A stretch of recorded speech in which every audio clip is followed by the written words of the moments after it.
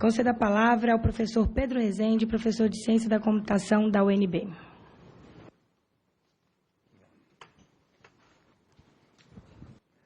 Boa tarde a todos. Obrigado, deputada, pelo convite para participar dessa CPI, que muito me honra. Procurarei fazer um ponto fora da curva nos depoimentos. Eu gostaria de trazer à atenção dos senhores um tipo de crime que não tem sido foco das discussões que já rolaram nessa e em outras CPIs que discutem crimes cibernéticos, mas que, pela definição das duas palavras do termo, poderiam ou deveriam ser consideradas também crimes cibernéticos, e o que é mais preocupante, se assim for, serão os maiores crimes cibernéticos possíveis, porque praticados em atacado e praticamente impunes, porque invisíveis em discussões como esta. Então, a proteção aos direitos de que falou Marcum, o equilíbrio de que falou Pedro Mizukami, né, passam por levantar o véu em cima desse tipo de crime praticado com a intervenção das tecnologias digitais para a sua materialização, né, e que envolvem principalmente a dificuldade técnica de se levantar a atribuição para estabelecer autoria e culpabilidade, talvez um dos motivos pelos quais o tipo de crime que eu vou me referir agora tem estado fora do radar em discussões como a desta CPI. O objetivo desta abordagem é poder levantar e iluminar um pouco melhor os riscos a que considerou o Pedro Mizukami em sua fala, dos efeitos colaterais imprevistos ou indesejados de atitudes precipitadas de criminalização em iniciativas como projetos de lei que estão em discussão nessa CPI.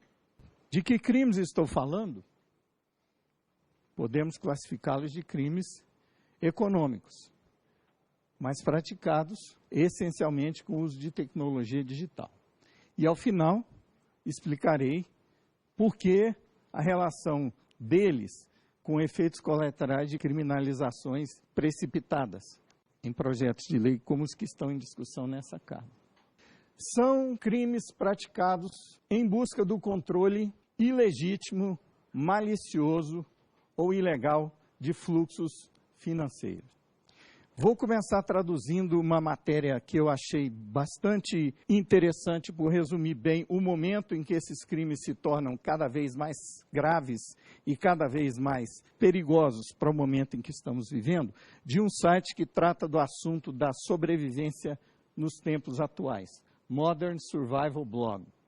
Vários eventos financeiros atuais indicam importante redefinição nos rumos do nosso futuro. Os donos do poder vão fazer tudo ao seu alcance para adiar um colapso e nisto estão sendo proativos.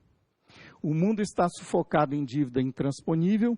Se nada for feito, o cenário se desdobra em hiperinflação global. O resultado desse novo rumo inclui desagregação e caos.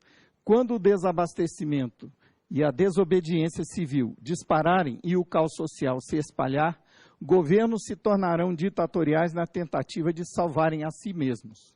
Alguns acreditam que operações especiais estão em curso para preparar um vindouro reset financeiro. Bem, para encadear o assunto até onde pretendo chegar, neutralidade na rede, aqui uma matéria da Reuters, divulgada pela Reuters, de dois analistas geopolíticos da Escola Militar da Academia do Exército Chinês. A Reuters divulgou esse artigo no momento em que a China era pintada como a grande vilã do cibercrime, não só do cibercrime, como de fomentar a guerra cibernética. Eu traduzi para o português um trecho que a Reuters publicou, em inglês, no momento em que a operação psicológica que deságua em projetos de lei como os que estão sendo discutidos nessa CPI, incluem a demonização dos vilões da vez, né? A minha leitura é que após 2003 o foco mudou, não mais na China como grande vilã do cibercrime e da ciberguerra. Agora a operação em curso é aquela desencadeada pelo episódio Snowden, que é a operação de acostumar a sociedade a um regime de vigilantismo global capaz de habilitar o surgimento de um protogoverno global, baseado no controle dos fluxos financeiros. Assim como a guerra nuclear era a guerra estratégica da era industrial, a ciberguerra é a guerra estratégica da era da informação. E esta se tornou uma forma de batalha massivamente destrutiva que diz respeito à vida e morte de nações. Uma forma inteiramente nova, invisível e silenciosa, e que está ativa não só em conflitos e guerras convencionais, mas também se deflagra em atividades diárias de natureza política, econômica, militar, cultural e científica. Os alvos da guerra psicológica na internet, porque mudou o assunto, já não é mais guerra cibernética, já é guerra psicológica, no meu entender, é porque o plano ou a esfera psicológica, a mente das pessoas, é o fronte decisivo dessa guerra moderna que está sendo travada hoje. Se expandiram da esfera militar para a esfera pública. Nenhuma nação ou força armada pode ficar passiva e se prepara para lutar a guerra da internet. Para esclarecer melhor como essa guerra está sendo travada, eu trago à luz a análise de uma grande estrategista e analista econômica que eu procuro acompanhar, ex-assessora do Ministério da Habitação do governo Reagan nos Estados Unidos, chamada Catherine Austin Fitts. Ela tem um site chamado Solari, e essa frase eu tirei de uma palestra que ela proferiu, está no YouTube. O cerne da guerra da internet é pela centralização do controle de sistemas e fluxos de pagamentos.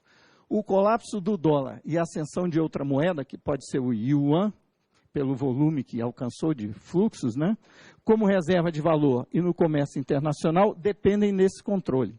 Quem controlar as vias digitais ou canais submarinos e satelitais, basicamente pontos de troca de tráfego internacionais e os canais de satélite e submarinos, né, controla a moeda global, tarefa que tem requerido cada vez mais violência.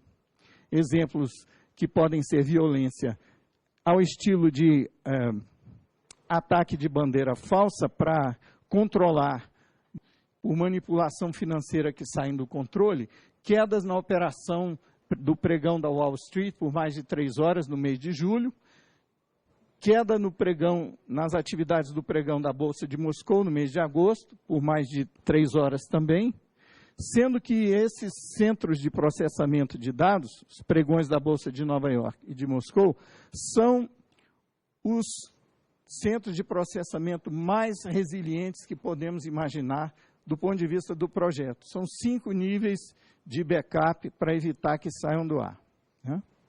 Pode ter sido ataques cibernéticos de economias concorrentes, pode ter sido ataque autoinduzido para conter um certo colapso de manipulação que teria saído do controle. O que eu estou chamando de terrorismo econômico?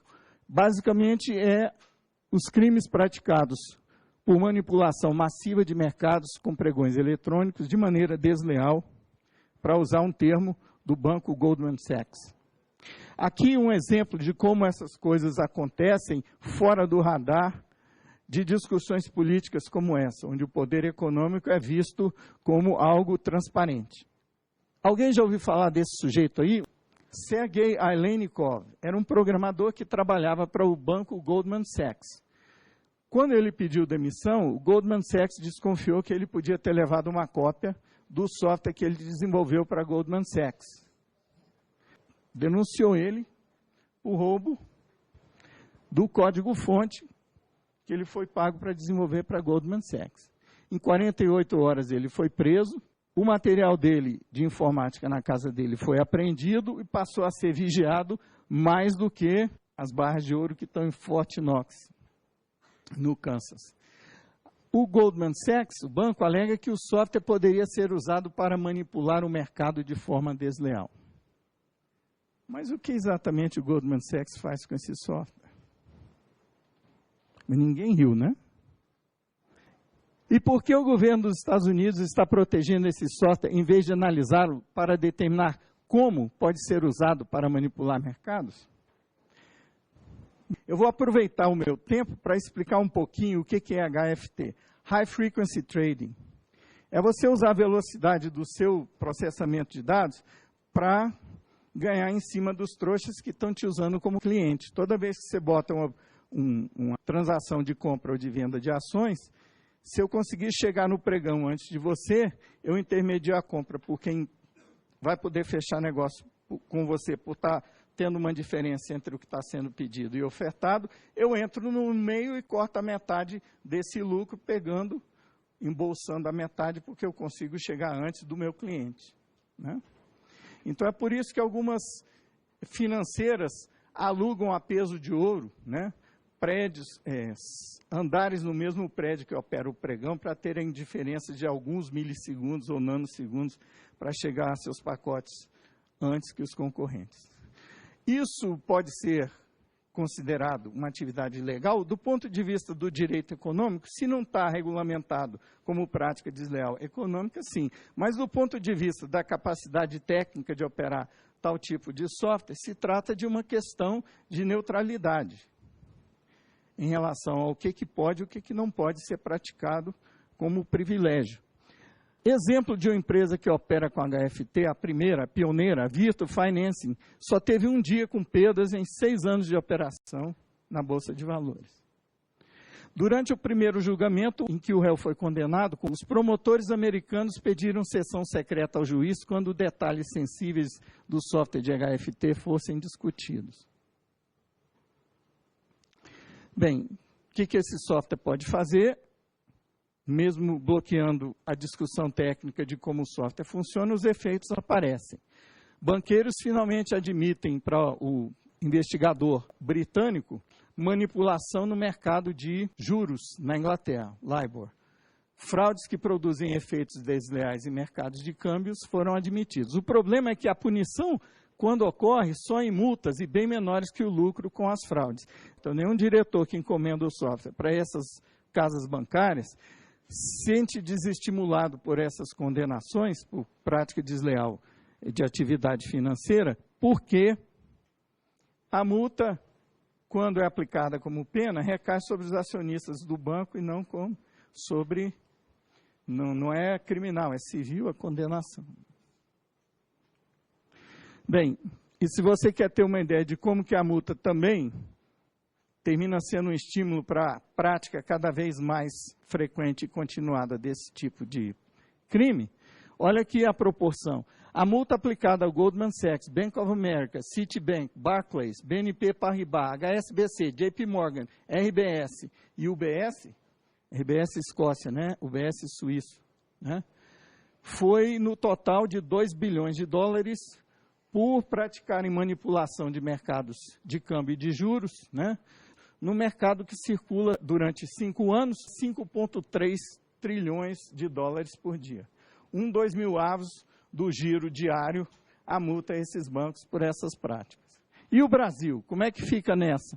Bem, a moeda brasileira está sendo objeto de manipulação indevida nesses pregões, conforme denúncia do Bloomberg News nessa matéria, né? Junto com o rublo da Rússia, né? Não deve ser à toa que a Rússia está pagando 14% de juros nos títulos da dívida pública e o Brasil também, enquanto os bancos do primeiro mundo estão pagando 0% de juro nos seus títulos, permitindo que a dívida deles cresça sem nenhuma crise fiscal como a que a gente está vivendo agora por causa do juro exorbitante que equilibra na Selic, né? Manipulação de mercados de câmbio por bancos que são compradores diretos do Banco Central do Brasil, aquela lista que eu li ali, ou que está disponível ali, é praticamente metade dela, praticamente metade do círculo de 12 primary dealers do Banco Central do Brasil está incluído nessa lista aí. Empurram a taxa Selic para níveis extorsivos, inexplicáveis como apenas spread de risco. Gente, a teoria econômica clássica deixou de funcionar com a internet.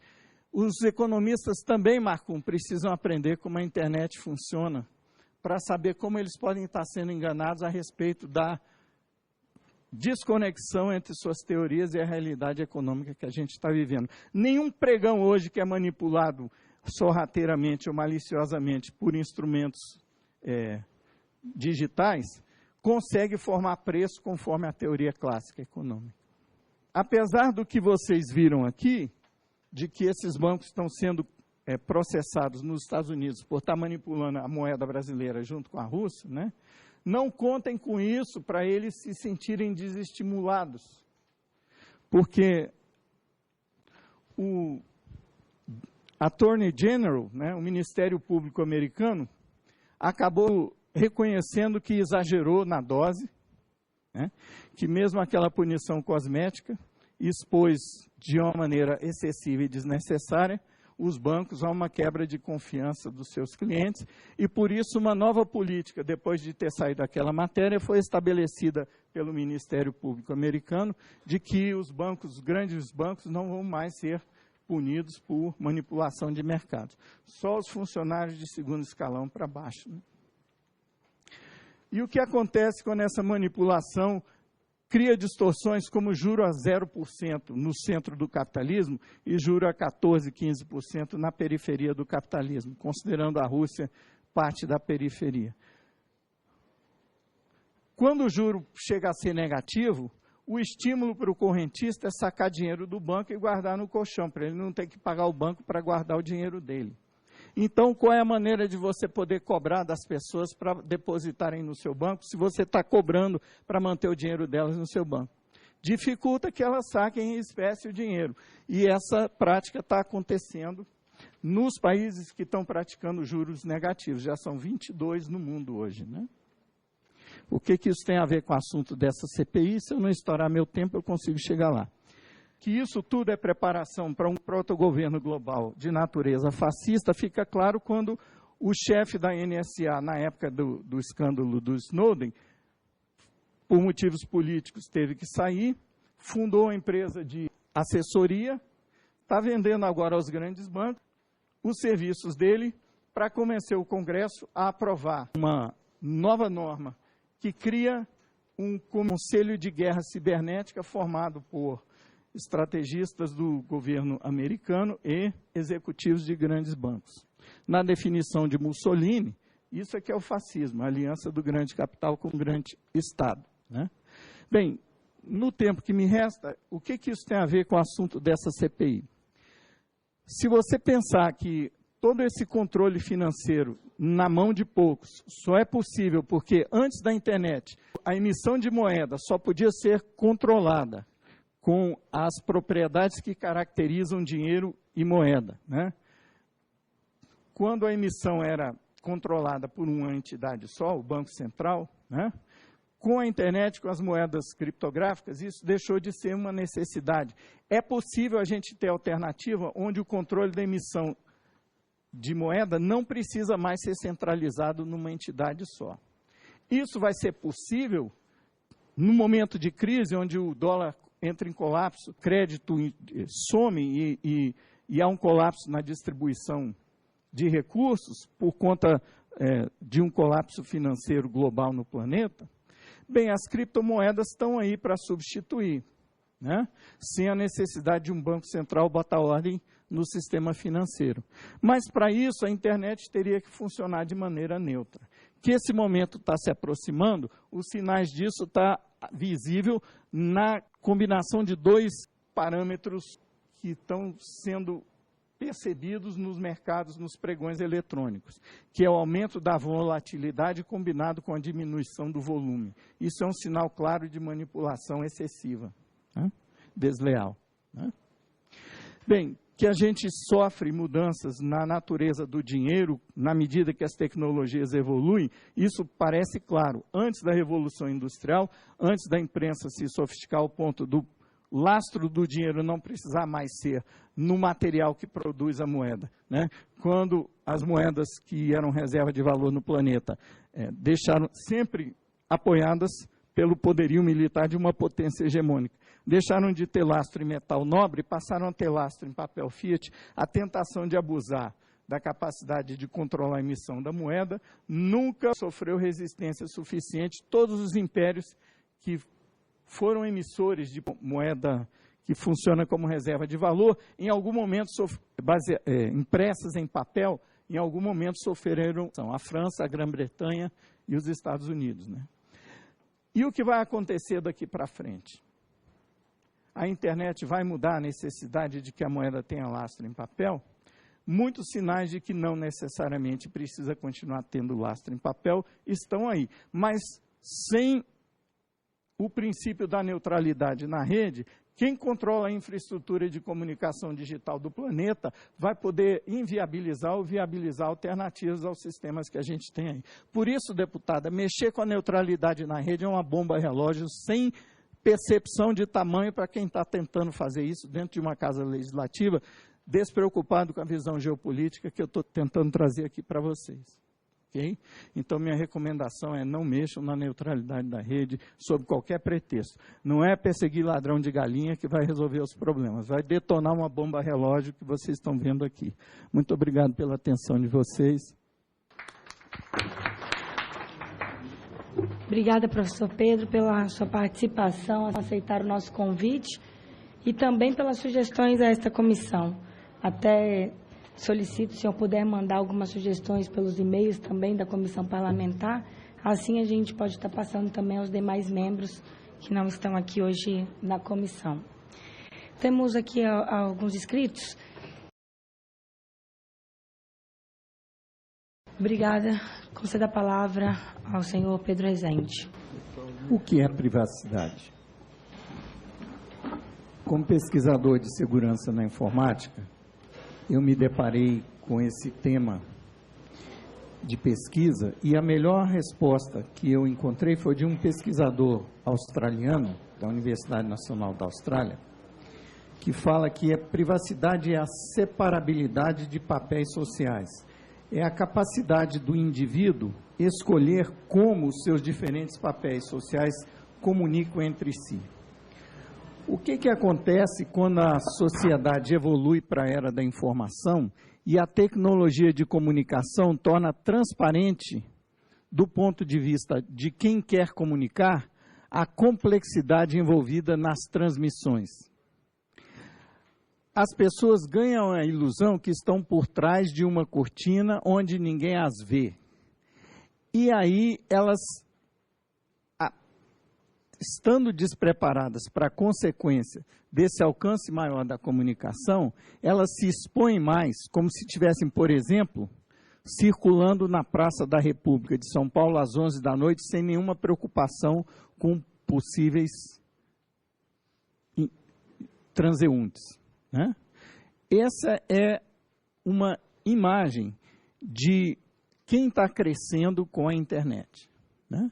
E a preocupação dos pais é o que vai acontecer com meu filho andando na Praça da República às 11 da noite, sem preocupação com transeuntes. Né?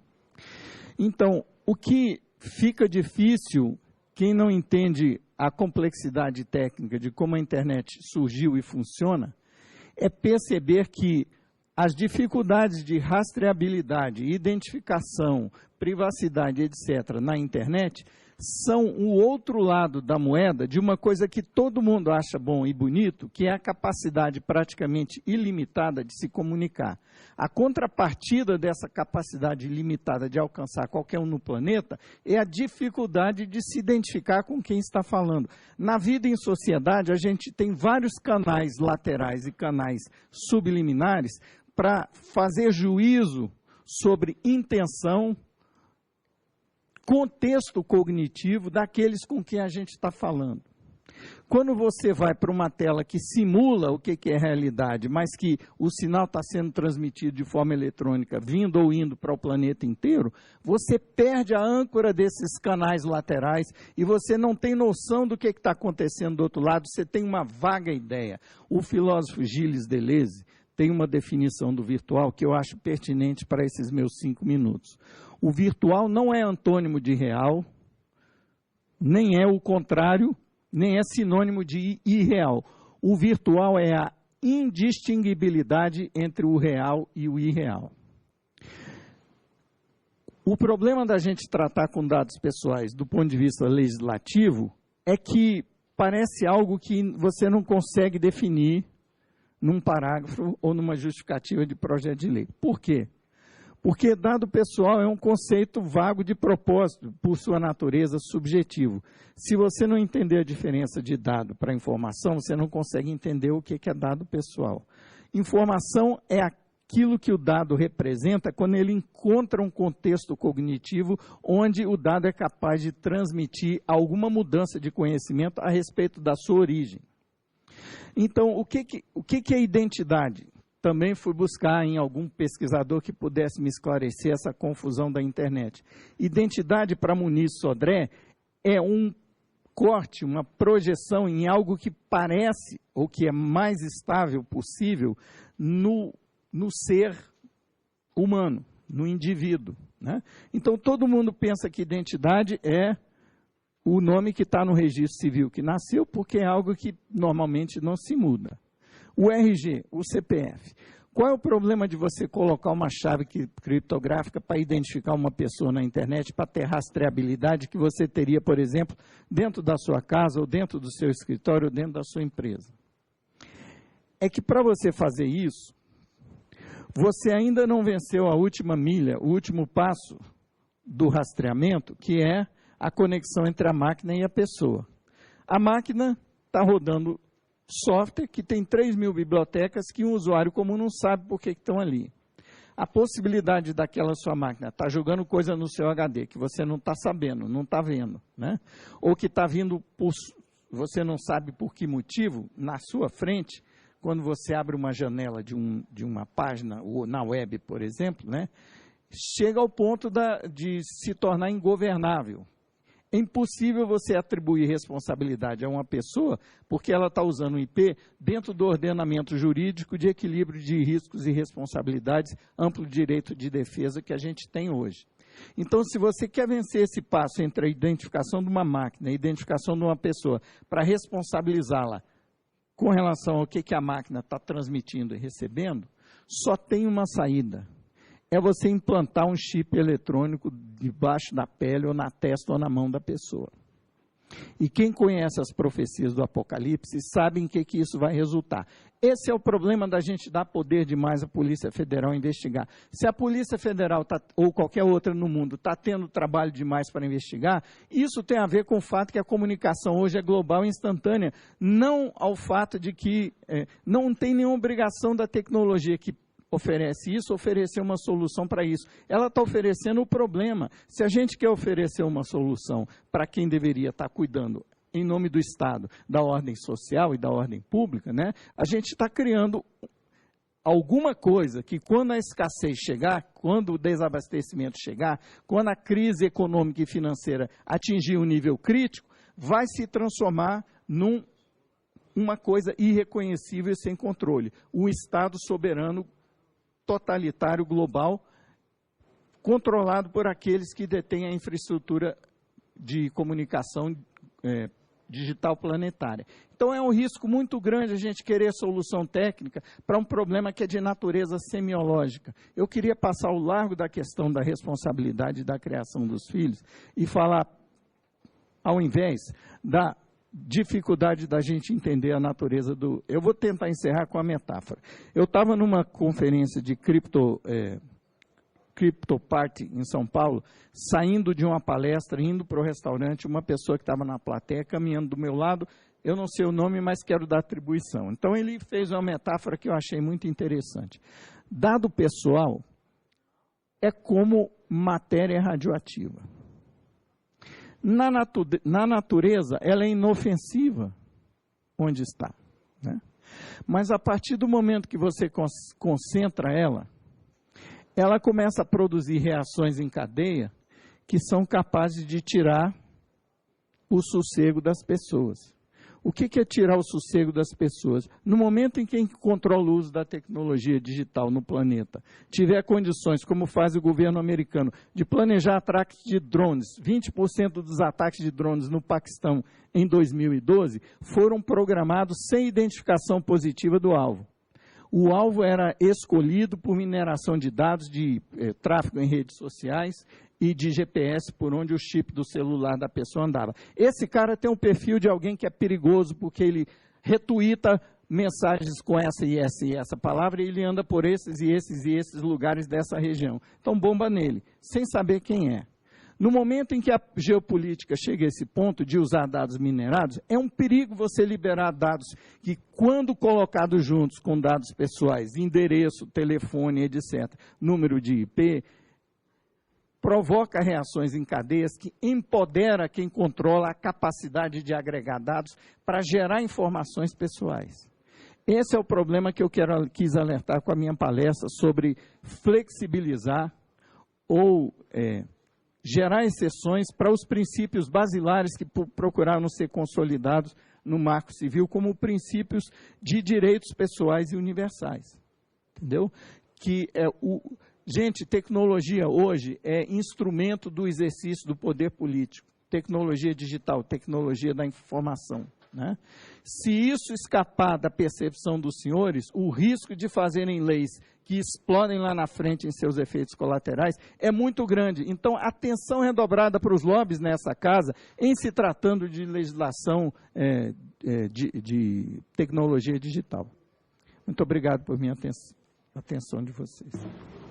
Eu que agradeço mais uma vez a presença e participação de todos, as contribuições dadas a esta comissão,